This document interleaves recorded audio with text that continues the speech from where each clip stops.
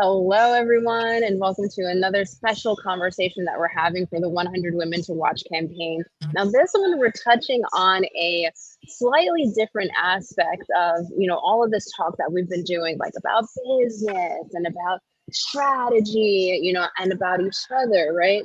This one, we're going to take a backseat to the conversation to allow someone special to step forward, and that is our inner child. So we're talking about how inner child healing could potentially be like this is a opportunity to present a case for it. It could potentially be the missing link in spiritual growth. And what we're going to hear from today, one, two, three, four amazing practitioners who have expertise in this area that can start to fill in that gap for us. Maybe if we have no idea what inner child healing is, or maybe we're just starting, on a spiritual growth path. Like that's the point of today's conversation, is to put those things together and to start to get informed as to how can I continue to grow? How can I continue to heal? So I'm gonna pick and poke at Sunshine, who just is an amazing embodiment of the inner child, having done so much work, leading retreats, creating products, doing all of the things to help people open up to their inner child. Sunshine, if you're available to comment, like what is an inner child and what does it even have to do with spiritual growth?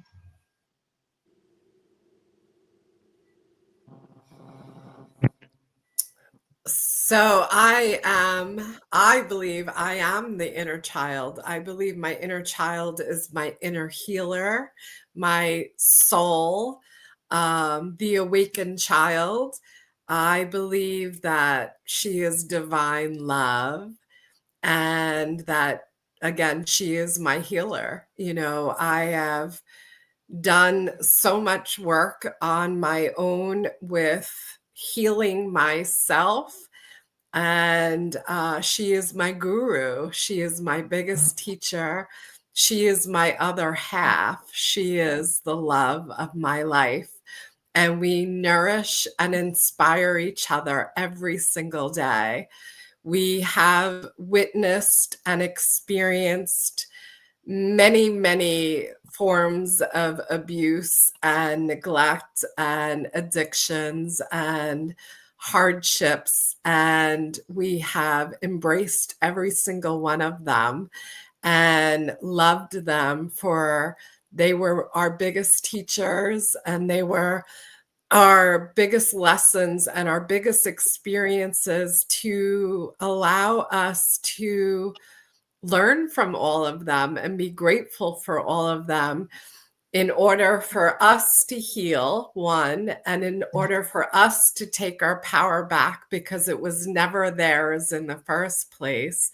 And it also teaches me exactly what I don't want in my life, and love them for all the experiences and be grateful for them, because now I help people learn how to heal themselves and take their power back and remove the past. It's in the past. The future is unknown.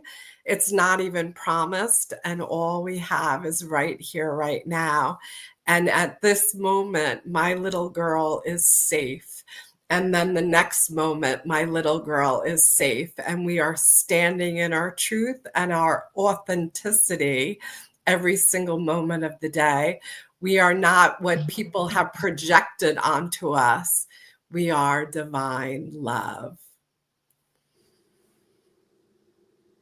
What a way to start this conversation, right? Like really setting the tone here, Sunshine. Just Yeah. appreciate you in Thank so many you. ways. Yeah. Yeah. Is anyone else vibing, with that description? How does that align with who it is that you are in relationship to your inner child? Ellie, Amy Sue, Danny, what you got? I'll go ahead and chime in here. One of the things that I love to, when I look at inner child, because when I started working with my own inner child, there were a couple of things that I kind of realized. And that was, my inner child is not just that version of me at 4 years old, 5 years old, 9 years old, right? My inner child is actually all the versions of me up to this point. So whether my inner child is that version of me last week, or that inner child that was me 5 minutes ago, or all the way back until I was maybe 4 or 5 years old, there, all those versions of me are needing that extra support, are needing to be heard, are needing to be seen as part of my spiritual journey. I don't believe you can really grow unless you have done some work with your inner children, whatever age that might be. I think there's a lot of focus sometimes on that younger version of ourselves, but there's the 13-year-old version of me just recently that I got to connect with and heal another aspect with her in visibility and being able to show up and be seen in a new way, in a more authentic way, instead of the way that she was kind of running the show. And so I do agree with Sue that she is my healer, she is my teacher, right? She is so beautiful and she teaches me so much, and yet there are parts of me still that are the inner child, that are broken, that are fragile, that still need to be heard and seen, and are fighting for that in different strategies that I took on, or different decisions that I made, or beliefs that I came to because of those experiences. And so I think inner child and spiritual growth go hand in hand. Like, if you are not working with your inner child, you might be scapegoating, right? You might be scapegoating some of these experiences that are part of that healing journey. So when you say that about, like, the parts that might feel like broken or fragile and stuff like that, does that mean then that we need to fix it? I wouldn't say personally that you need to fix it. I think any of the healing work that we do is part of us understanding that aspect of ourselves and understanding what came into light. So the decisions that we made, I don't think we need to fix it. I would never look at my inner child and be like, you need to be fixed, because that's what everybody else told me. Everybody else told me that whatever happened or whatever was done was wrong, or I shouldn't have done that, right? And so I don't believe that we're fixing ourselves in any way, shape, or form. We are actually stripping away the things that helped us disconnect from ourselves. So I wouldn't say fixing, I would say connecting even deeper than we already are to ourselves. Beautiful. Yeah. Amy, Sue, Ellie, what are your takes on this? Do you agree? For me, I mostly agree with what both the ladies said. I believe that our inner child is the innocence of us. It's the original aspect of us, who we were before we got tainted by the world. And what happens is there are aspects of that get separated from us. And when that happens, we get to go back, we get to see, we get to validate, we get to remind that aspect of us how beautiful they are, that they're divine, that they are love, that they are peace, that they are joy, that they are those things that never changed, that just because an experience happened and they took on this new identity in order to survive or protect themselves, or whatever the case was. It's different case by case scenario, but whatever their reasoning was, they now get to essentially be heard and seen by us. They get to be remembered by us. And in that remembrance, we are truly connecting with that aspect of us that has always been innocent. A great mentor of mine always says that we should be like little children. And what that really means is because children are innocent and curious. They don't take on the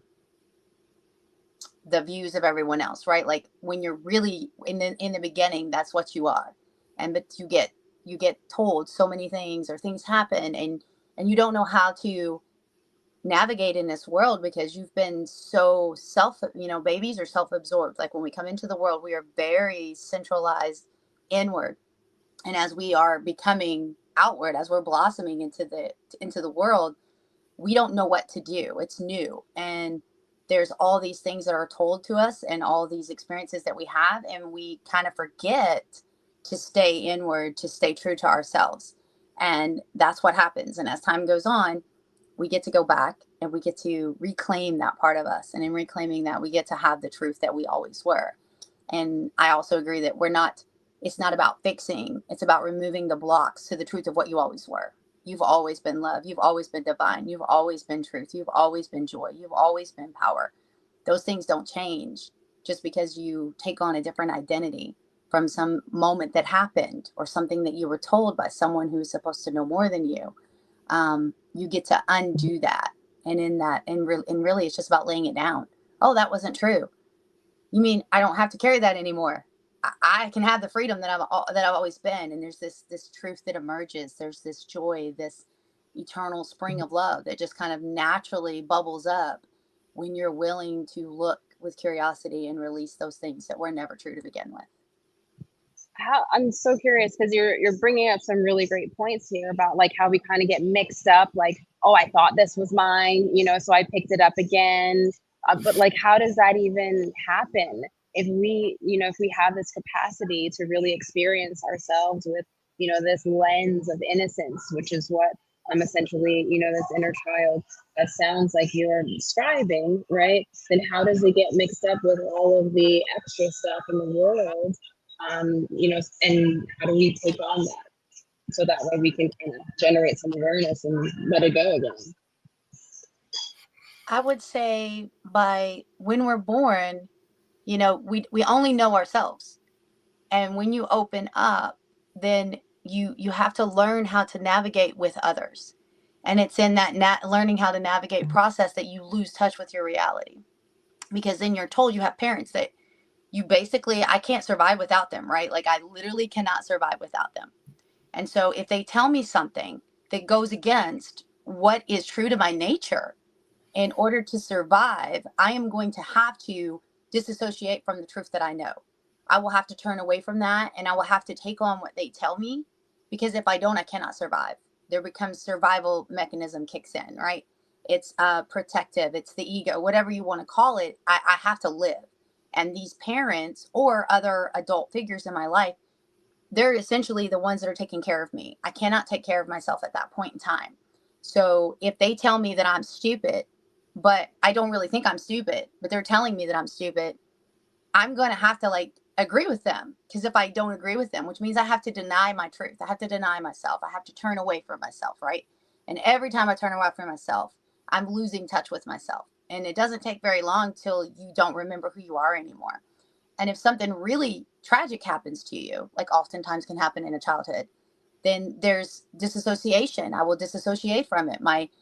To protect myself, there's a split that will happen, right?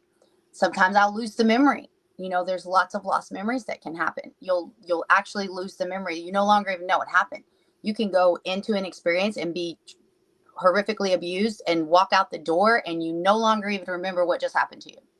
And you won't remember till 20, 30, 40 years when you're in a position where your body can actually bring it up and you can experience it and you can go through it in a safe way. You couldn't back then. So it's literally erased from you, which is honestly, it sounds terrible, but it's really an amazing thing that our bodies can do. It's amazing how well we can protect ourselves.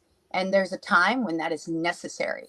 In those times as a child, you have to be able to do that in order to survive. And then there's a time in your adulthood it no longer works. These things that you have hidden, these ideas that you have taken on, now they have become blocks. They have become blocks to the very essence that you are. So what once protected you now has to be released so that you can remember the truth, right? And so I would say that it's really about what happens. Like it's the body's way of protecting you. It's the ego's way of protecting you. It's not necessarily a bad thing or a negative thing. It's just what it is, right? But we are told all these things are bad and I can't. And so then we rail against it. Like instead of getting curious, curiosity is the answer. If I can just get curious, if I can step outside of it, okay, maybe this isn't me. Maybe this is just something that happened.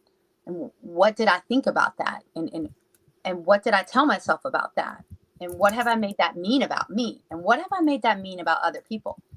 And is that really true? And what can I do about that now in this situation? What is that little me really need to know? What did it need to say in that moment? What needed to happen for it to be okay? So now I can be that, right? I can let that happen. I can be that to that child. And as I am that to that child can release that and remember the truth. And so I really think that, I don't know if that really answers your question. I'm trying to, but that's what came. You're doing great.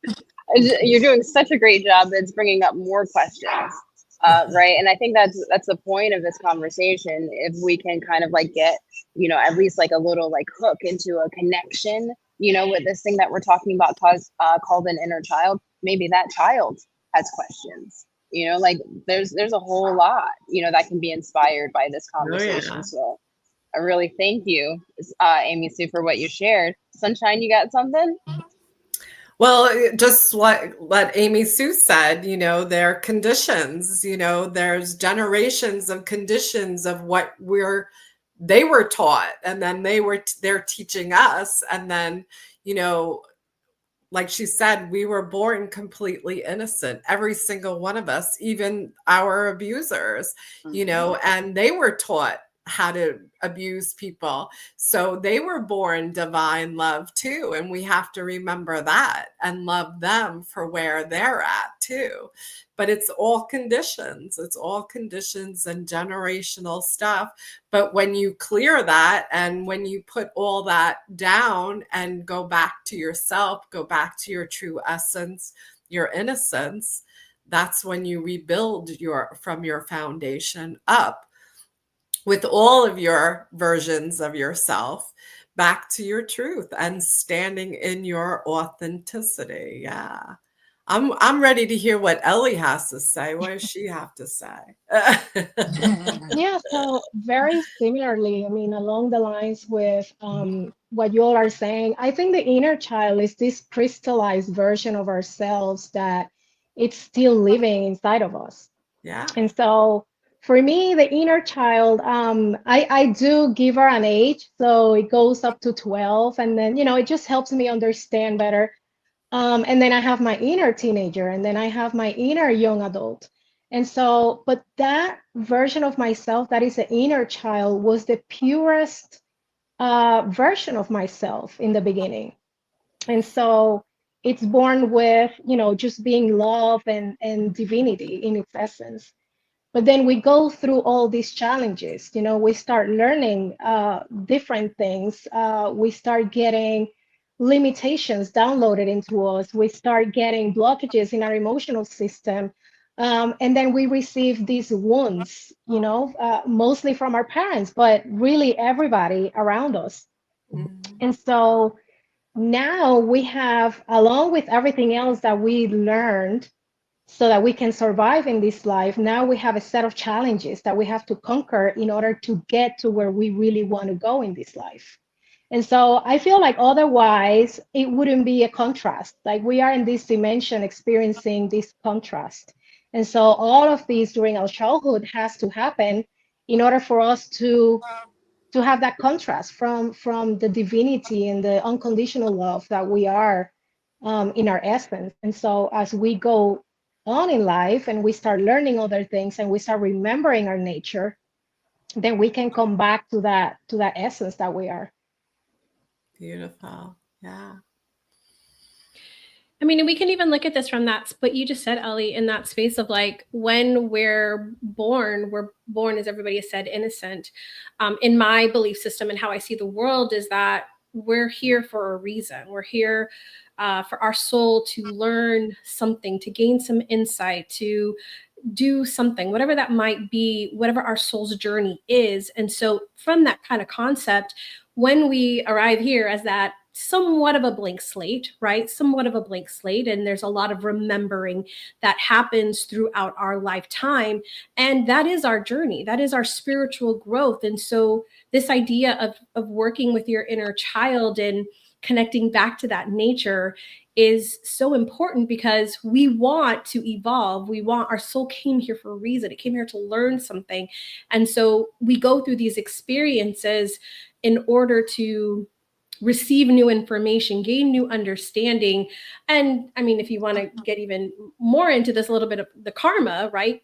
working through some of the karma from past experiences that you may have had. Like, this is why this journey is so important in part of this idea of growing. I think that's 100% of why we're here. It is, our journey is spiritual growth. That's what the purpose of life, from my belief system, is to grow and to learn and to understand and to fully experience the human experience, which is not all rainbows and sunshines all the time. There is other aspects of life that we came here to learn. And I mean, that's where I'm at with that. But I would love to hear from you ladies, this concept around fun and joy. I have found that people are struggling to connect to that energy of fun, right? They're like, I'm serious all the time. I just want to have fun, but they're not allowing themselves to have fun. Would you say that that could be connected to your inner child?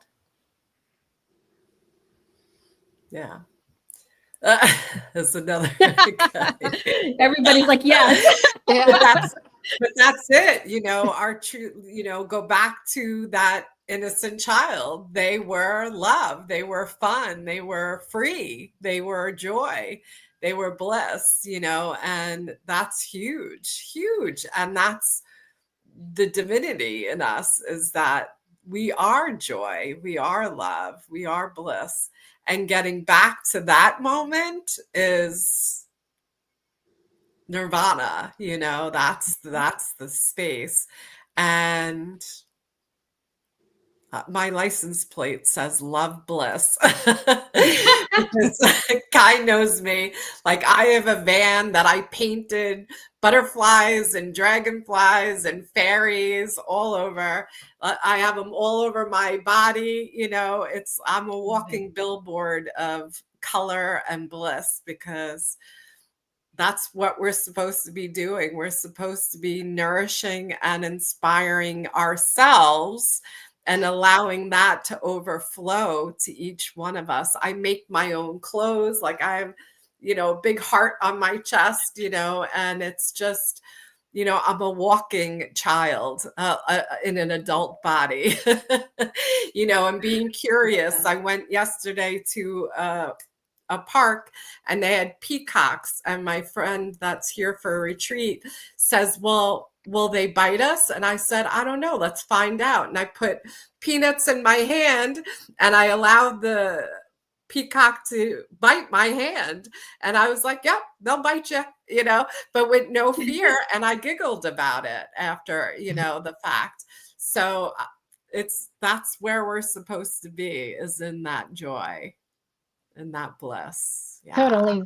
And I think it's very important that, you know, sometimes the experiences that we have can be so traumatic. And, you know, I can touch on a little bit of my own experience, because it was the reason why, you know, my joy went away at some point in my life. Like, when I was 16, I pulled out all the clothes that I have in my closet except for anything that was black. And I wore only black clothing, mostly long sleeves and long skirts, for like 4 years. And then, you know, when I went back and I analyzed why I did that, it was because I just felt numbed. I didn't want to be seen in that moment. And so later on in life, in my 30s already, I was not really a happy person. I was not happy with my life. But what I had to go back and do was so difficult that it almost felt more painful than the pain that I was experiencing, until I realized, okay, if I want to experience true joy in my life, I have to go and revisit my past for a little bit, and I have to heal the relationship with my mother so that I can experience that joy again. But a lot of people get caught up in that trauma, and they don't know, they don't have the resources, you know, the emotional resilience to go back and heal from that traumatic childhood. I'm so curious because there's a lot in what you just said, Ellie, and also, you know, that everyone is really bringing up, is that we're talking about like healing and the spiritual aspects of inner child work. And like, I'm just, you know, I'm a curious person. I'm like, well, how come when we hear inner child work, we don't immediately think of, oh, I need to do some physical healing. Maybe I need to go, to the playground and play more. Or maybe we think of, like emotional healing. Oh, maybe I just need to, like, it's just like for some reason there's this connotation that goes directly to spirituality. And then I'm curious, why do y'all think that is? Well, I do a beautiful workshop called the Joyful Workshop. And I just announce it as connecting to your inner light and, just, foo-fooing it. And they all come. They all want to feel the joy. And I go into, I do hypnotherapy, brain spotting, and meditation, whatever. And I get them in this beautiful, deep state of consciousness. And I bring them back to that inner child, and they're all crying and experiencing, but you have to feel it to heal it. You have to go deep to feel this. And then I bring them to the joy, and at the end of the workshop, we're dancing, and everything. But, when they're done with the experience, they're like, what the hell is that? I'm like, welcome to the Joyful Workshop, because again, you have to feel it. You have to get whatever you shoved down into your body, all your experiences, all your pain, all your trauma. It needs to come out of your body. You have to heal from the inside out. And that's when everything starts clearing, But you have to go deep. You have to go into the shadows. You have to go into the darkness to heal it.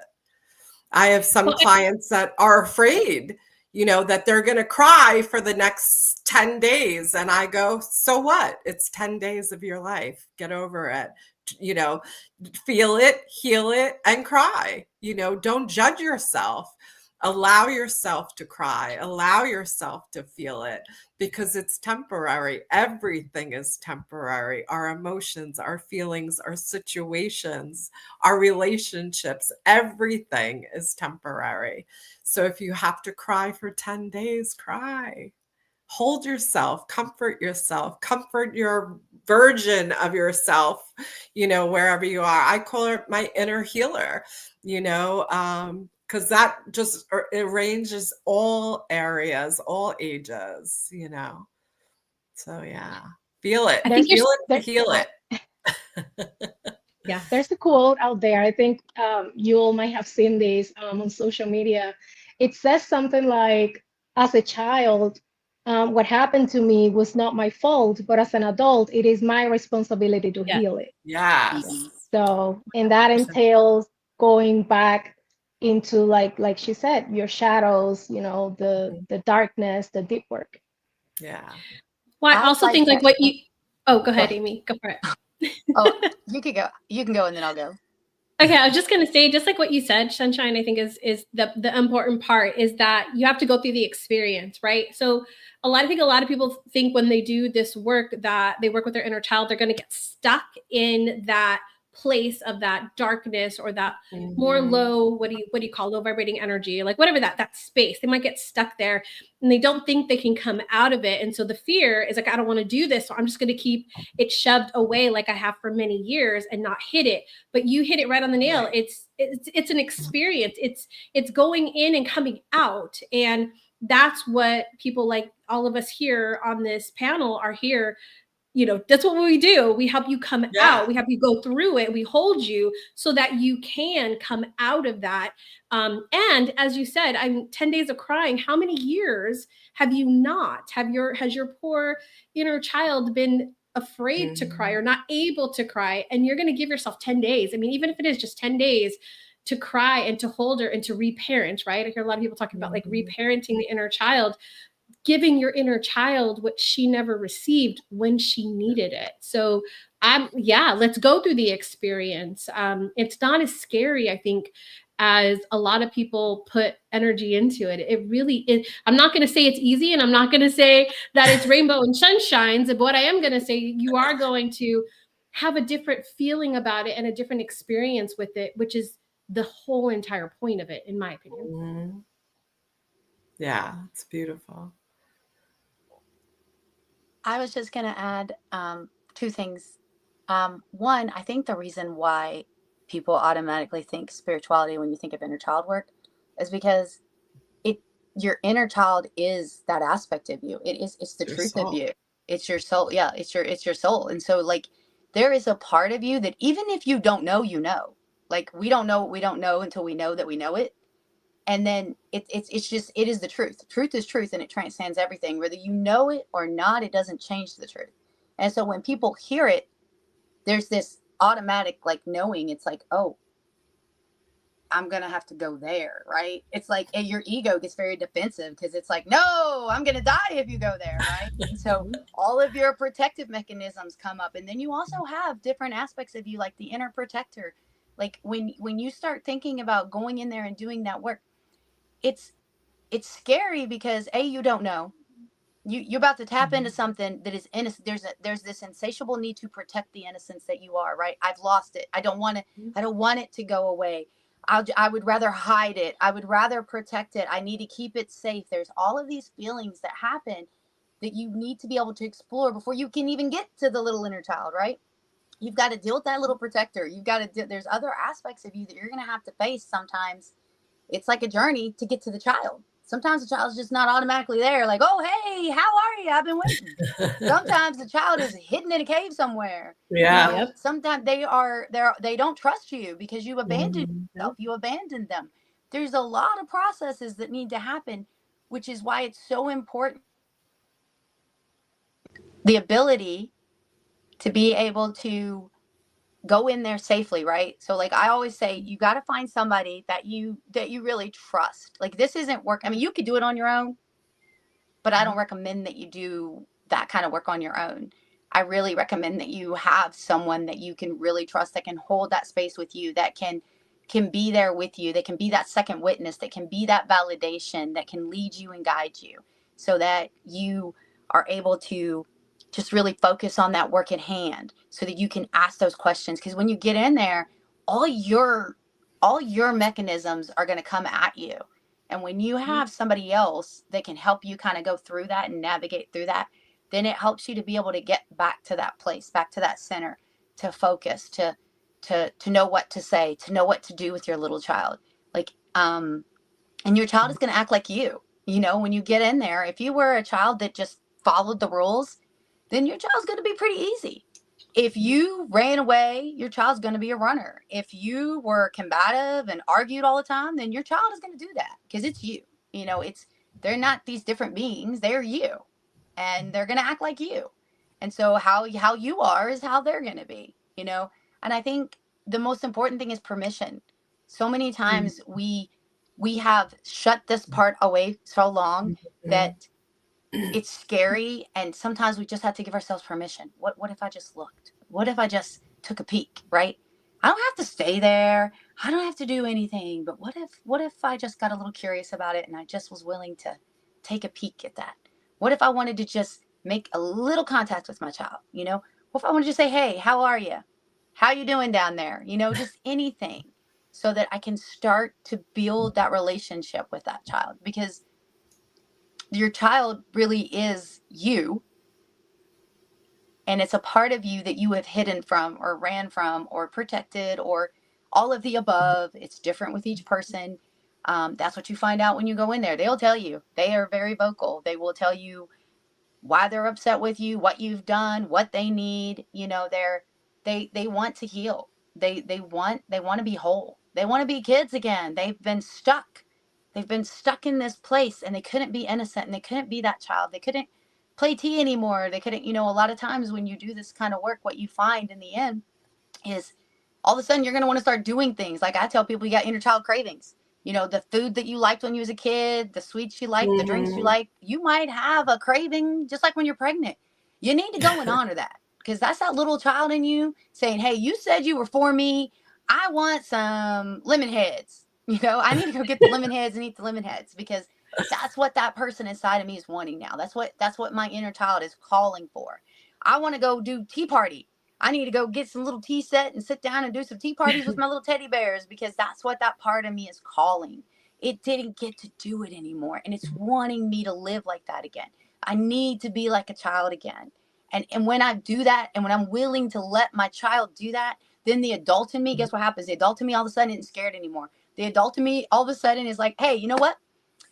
I want to go try this new thing. I want to learn how to fly a helicopter. I want to learn how to do whatever. And all of a sudden I'm doing those things because my inner child is free and I'm free. Yeah. But if my inner child is stuck and in prison, then I'm in prison, because we are the same. That's right. We really are. Yeah. We just have forgotten that, you know? I love that you said imprisoned, because I always say I had 6 abusers, but my 7th abuser was me. I was the one who was abusing myself and imprisoned myself because I thought I was protecting myself, but I really put myself in this box, this cage, because I was so scared I was going to experience the trauma again. And our traumas are never repeated exactly the same way. Our experiences are always different experiences. But when I realized I was the one who put up the walls. I was the one who put up the prison bars, and I was the one who could set myself free.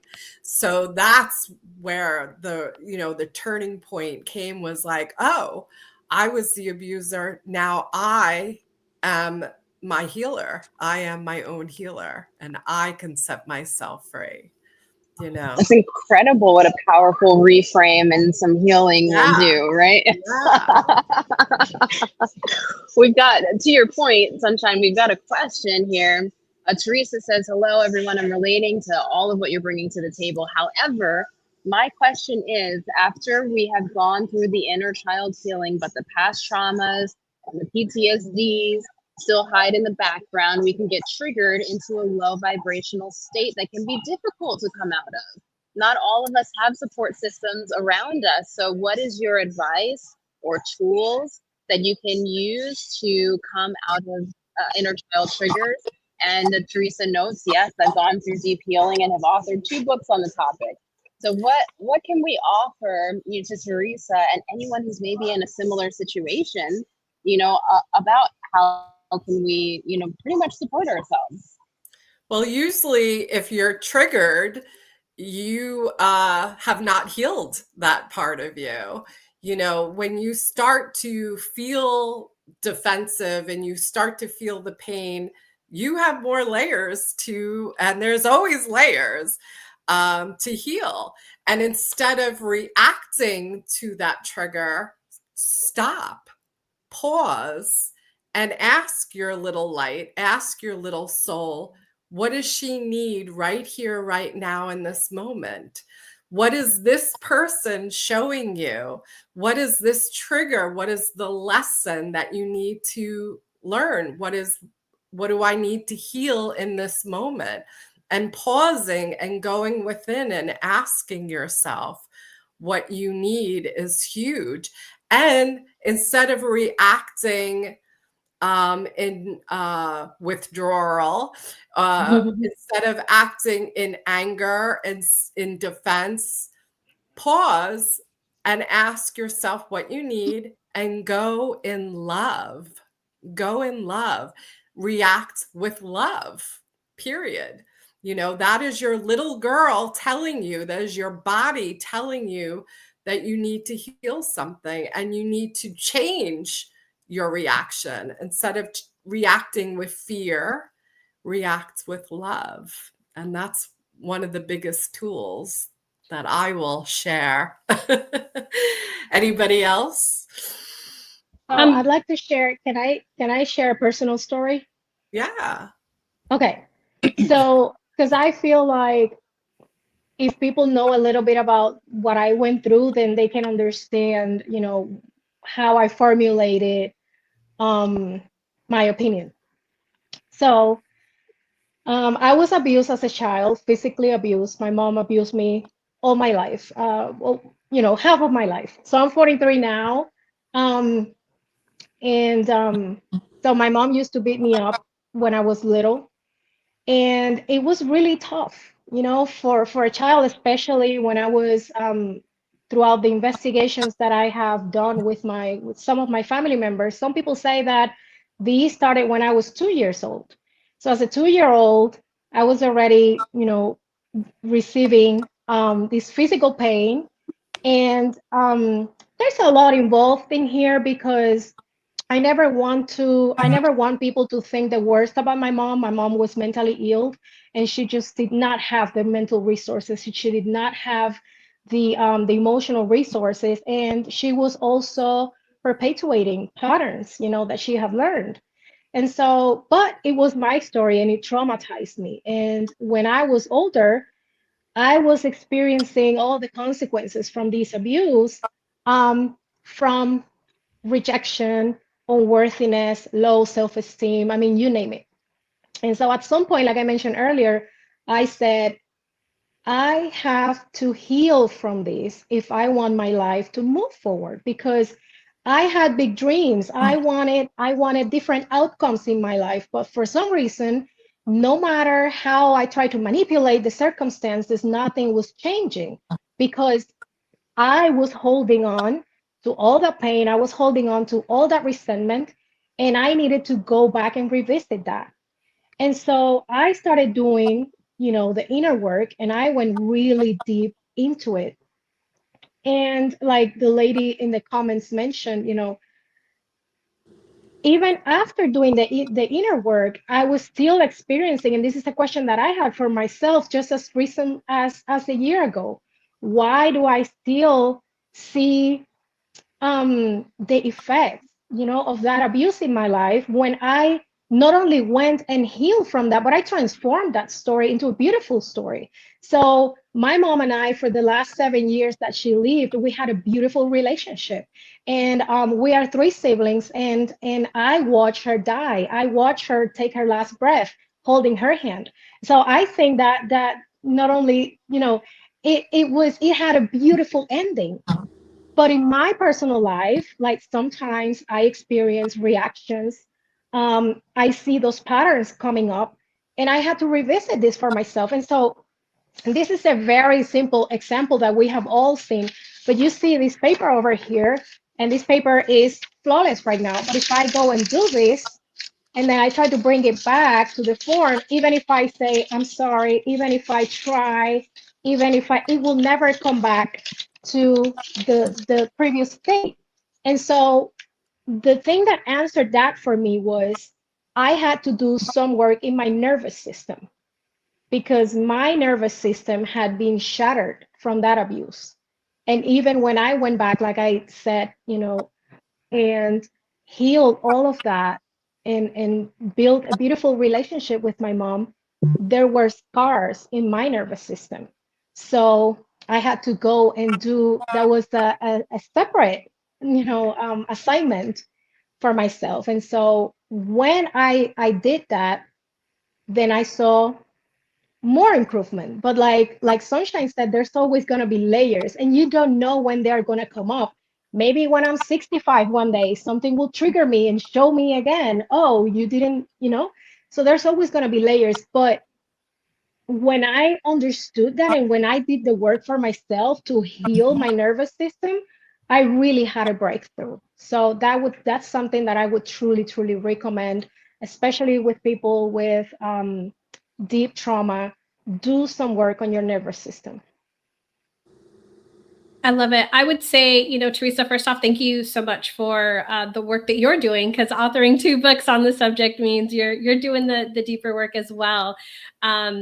I noticed when you wrote in the comments, I go into withdraw and non-reactive. That is a pattern, right? That is a pattern that your inner child learned somewhere along the way, that's how you deal with whatever that is, whatever that trigger is for you. That's how you deal with it, right? You go into withdrawal, you hide. Like I used to shut down completely. Like they would get too much and I would just shut down and like nothing. So I get like there's patterns, right? We all have a way that we've learned to work through these things. So first off, that's a pattern. So identifying that your pattern is to go into withdrawal, your pattern is to go into non-reactive, so that way you're aware that, like, okay, when I start to do this, this is a pattern. And if you want to break that pattern, the first thing in anything we're doing, whether we're trying to break a habit or do some type of healing on something, is to first be aware that there is a pattern, or there is something there, right? So for me, when I am doing that type of work, my goal is always to have a different relationship with whatever that incident is. So whatever that memory or whatever that thing that it's pulling me back to, I want to have a different relationship with it. I don't want it to sting like it once did. And so that's always my goal, to get to that point, whether it's for myself or for my clients, to get to the point where it doesn't sting. It does, because we're not going to forget it. Like, I don't know about you ladies, but you will never forget. You will never forget the experience, but how you relate to it is what we want to change, so that it's not affecting you in the present, in the now. So I would 100% agree with Ellie in the sense of your nervous system. So you want to talk about tools. So one of the things that I would recommend for anybody, for Teresa, and for anybody that might be afraid or getting stuck in that trigger, is to, as Sunshine also said, is to, ask your inner child. So I like to bring my inner child in to, like, my meditation, or to imagine myself in a circle or a place that feels really safe and neutral for me. And I bring her in, but I also bring all other aspects of myself, because there are insights that my inner child has, but there are insights that my emotional body has, my physical body has, my mental body has, my spiritual body has, and my ego. And oftentimes when I go in, the ego's like trying to protect. She's like, nope, you can't enter, as to the earlier point with Amy Sue of, like, they're going to be you, right?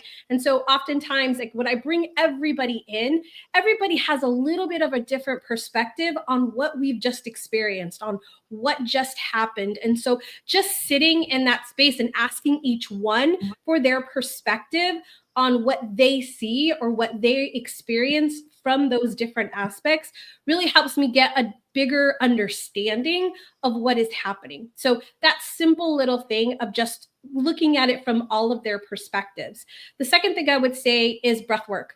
I am a huge fan of somatic breath work, where you're actually allowing yourself to move the body, to move through, right? To move through the experience, to move through and to release it on an energetic level and get a new understanding on the mental plane. So I would recommend some somatic breath work. I know there's a bunch of, videos on YouTube. I have some that you could listen to that can help move through those emotions, so that your body actually also gets to release it. But the really beautiful thing is that it helps regulate your nervous system, and it also helps you learn to feel safe.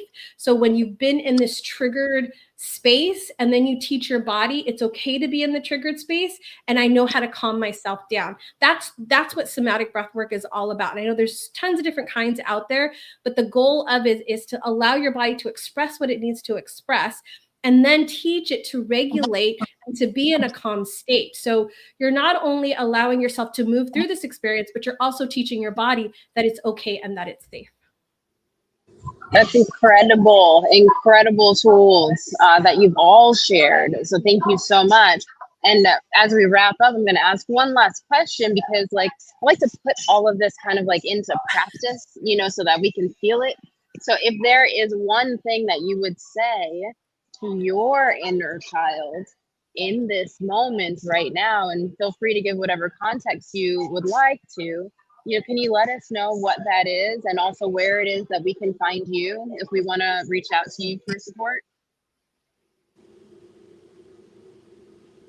Ellie, you want to lead us off? I'm thinking.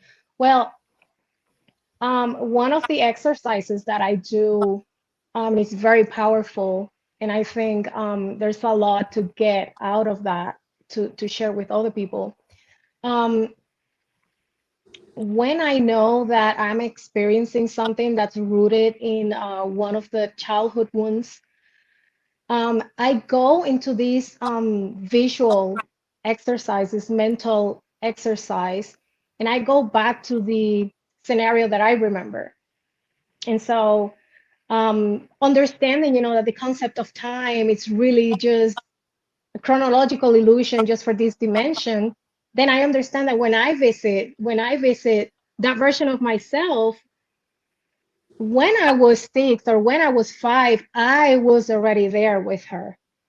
And so I go and just tell her, hey, it's you from the future. I'm here with you, and it all turns out amazing. So keep going. And I give her those words of encouragement. And so I think that exercise, when you get really deep into, so you relax, you get really deep into your nervous system, and then go visit your child. Just give him or her, words of encouragement. Just knowing that everything is going to be okay because you're here. Awesome. Where can we find you, Ellie? So Facebook, Ellie Santana, Instagram, Ellie Santana, and on YouTube, same, Ellie Santana. Awesome. Thank you. Thank you for the tools. Thank you for the wisdom. Yeah. Danny, would you like to share next?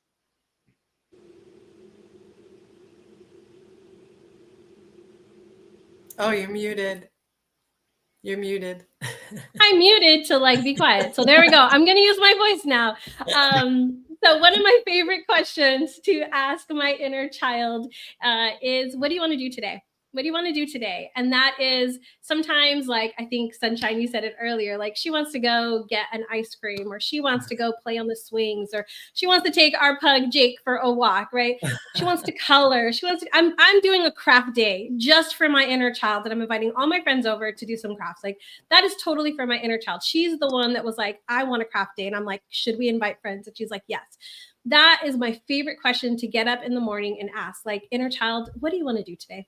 So that would be my question for you there. The second thing that I would say is, as I mentioned before, any of the things that, journaling and meditation are great. I find that bringing in all aspects of myself, letting them go through the breath work, letting them do the meditation with me, being conscious of how they're feeling before we begin and how they're feeling when we end, is just really, really powerful in helping me understand where I am as a whole. I've enjoyed this so much. So first, Kai, thank you so much for the space. Ladies, thank you so much for such great conversation. You can come to Craft Day, Kai. Just come on down to Texas, Central Texas. Come on down. Let's have a craft day together, or maybe we could Zoom it if you're out of the area. I like that. So you can find me. I have a podcast called the Cosmic Mystic Podcast, where I talk all about astrology, sidereal astrology, specifically the healing journey and entrepreneurship, and being a spiritual entrepreneur, what that looks like as you're doing the healing work. So you can come on over to there. You can find it at thepeaceteacher.com/podcast, or you can go to the link that Kai dropped in the chat that has all my links to all the things. I do have a 22-day somatic breath work that you can go through, that you can find on that link there, to help you move through some of the major themes that we see in spiritual entrepreneurs as they're moving through their healing journey. Thank you. Thank you, Danny. Amy Sue. There's so many things. What would I leave you guys with? I think I want to cover, what if you don't know your inner child, right? What if this is new to you? What do I do? Where do I even start, right? Because that's a biggie. If you've never even made contact with your inner child, what do you do? I would highly recommend that you just start talking. Just talk to your little self every day. If you had a nickname, call yourself by that. But just say hey, how are you doing? Hey, what's going on with you? I just want you to know I love you. I just want you to know I'm here. Or you can also do what I like to call, where you're going to make contact with journaling. So, and you can do it one of two ways. You can either write to your inner child with your dominant hand, and then you're going to use your non-dominant hand for your little child to talk back to you. And don't worry about if they don't talk back to you. It's not about them communicating with you initially. It's about you making contact. And once you start that contact, you really need to keep it up, because you're building trust. You're building trust with yourself. That's what you're really doing here.